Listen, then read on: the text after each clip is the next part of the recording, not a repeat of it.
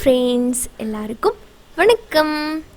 நம்ம subscribers and viewers நிறைய பேர் வந்து கடையில் வாங்கின மசாலா பொடி யூஸ் பண்ணி சிக்கன் கறி அண்ட் மட்டன் கறியெல்லாம் பண்ணுங்க சிஸ் அப்படின்னு நிறைய பேர் கேட்டிருந்தீங்க. ஸோ அவங்களுக்காக இந்த வீடியோவில் நல்ல டேஸ்ட்டாக இட்லி, தோசை, சப்பாத்தி, ரைஸ்னு எல்லாத்துக்கூட வச்சு சாப்பிட்ற மாதிரி ருசியான, அதே நேரத்தில் ஒரு 15 நிமிஷத்துலேருந்து 20 நிமிஷத்துக்குள்ளேயே செஞ்சு முடிக்கிற மாதிரியான ஒரு சிக்கன் கறி செய்ய போகிறோம். வாங்க பார்க்கலாம். பண்ணுறதுக்கு முதல்ல ஒரு கடாயில் 2லேருந்து 3 டேபிள் ஸ்பூன் எண்ணெய் ஊற்றிக்கிறேன். அடுத்தது இதில் கொஞ்சம் ஹோல் கரம் மசாலா சேர்த்துக்கலாம். பட்டை, சோம்பு, பிரியாணி இலை, கிராம்பு, ஏலக்காய் இது எல்லாத்துலேயுமே கொஞ்சம் கொஞ்சம் சேர்த்தோம் அப்படின்னா வாசனை இன்னும் நல்லாயிருக்கும். அதுக்காக கொஞ்சம் சேர்த்துக்கிறேன். இதெல்லாம் ஒரு 30 செகண்ட்ஸ் வதங்கினதுக்கப்புறமா நான் இன்றைக்கி ஒரு மீடியம் சைஸில் 2 பெரிய வெங்காயத்தை இந்த மாதிரி சாப்பரில் போட்டு சாப் பண்ணிக்க போகிறேன். பொடி பொடியாக கட் பண்ணி எடுத்துக்கோங்க.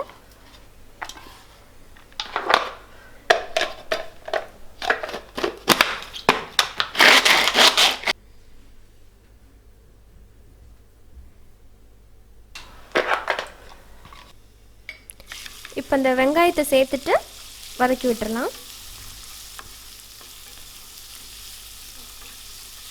வெங்காயம் வதங்கினதும் கீர்ன 2 பச்சை மிளகாய் போட்டுக்கிறேன். அது கூடவே 1 டேபிள் ஸ்பூன் அளவுக்கு இஞ்சி பூண்டு பேஸ்ட் சேர்த்துட்டு வதக்கிடுங்க. இப்போ இதில் கொஞ்சம் கருவேப்பிலையும் சேர்த்துக்கலாம். இதோட 2 தக்காளி, மீடியம் சைஸில் 2 தக்காளியை அதே சாப்பரில் கொஞ்சம் நைஸாக பொடி பண்ணி எடுத்துருக்கிறேன். நீங்கள் வேணால் அரைச்சும் சேர்த்துக்கலாம், அதுவும் நல்லாயிருக்கும். இப்போ இதில் கொஞ்சம் உப்பு சேர்த்துட்டு இது நல்லா மசிகிற அளவுக்கு வதக்கி விட்டுருங்க. இப்போ நல்லா மசிஞ்சு வந்துருச்சு. அடுத்ததாக இதில் ஒரு 1/2 டீஸ்பூன் மஞ்சள்தூள், கடையில் வாங்கின செட்டிநாடு சிக்கன் மசாலா, இது வந்து 1/2 கிலோவுக்கு இந்த ஒரு பாக்கெட் ஃபுல்லாக போட சொல்கிறாங்க. நான் இதை வந்து சேர்த்துக்க போகிறேன்.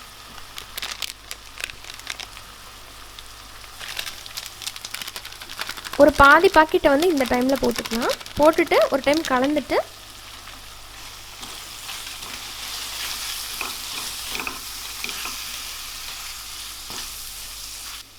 சுத்தம் பண்ணி வச்சுருக்கிற 1/2 கிலோ சிக்கனை சேர்த்துடலாம். நீங்கள் இதுக்கு பொதுவாக நாட்டுக்கோழி கூட பயன்படுத்திக்கலாம். அதுவும் இதே ப்ரொசீஜரில் பண்ணால் நல்லாயிருக்கும்.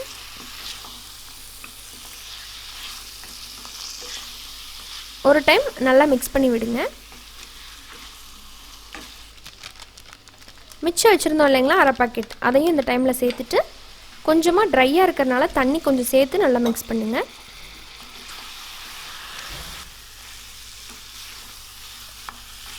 இப்போ வதக்கியாச்சு. அடுத்து சிக்கனை வேக வைக்கிறதுக்கு எவ்வளோ தண்ணி தேவையோ அந்த அளவுக்கு சேர்த்துட்டு மிக்ஸ் பண்ணி விட்டுருங்க.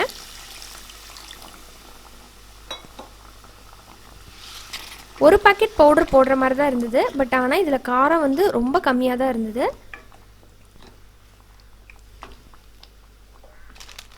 ஸோ இதில் நான் அதே பிராண்டில் கொஞ்சம் மிளகாய் தூளும் சேர்த்துக்க போகிறேன். நான் ஒரே பிராண்ட் யூஸ் பண்ணுறதுனால இது ஸ்பான்சர் வீடியோன்னு நினச்சிக்காதீங்க. இது ஸ்பான்சர் வீடியோலாம் கிடையாது. எனக்கு வந்து சக்தி மசாலா பிராண்ட் வந்து ரொம்ப பிடிக்கும். அதில் தான் நான் எல்லா மசாலா பொடியும் யூஸ் பண்ணுறேன். அதனால நான் இதை வச்சு பண்ணி காமிக்கிறேன். நீங்கள் வேறு மசாலா பொடி யூஸ் பண்ணுறனா கூட பண்ணி இதே மாதிரி செஞ்சுக்கலாம். இப்போ இதில் தேவையான அளவுக்கு உப்பு சேர்த்துட்டு மிக்ஸ் பண்ணி விட்டுடலாம்.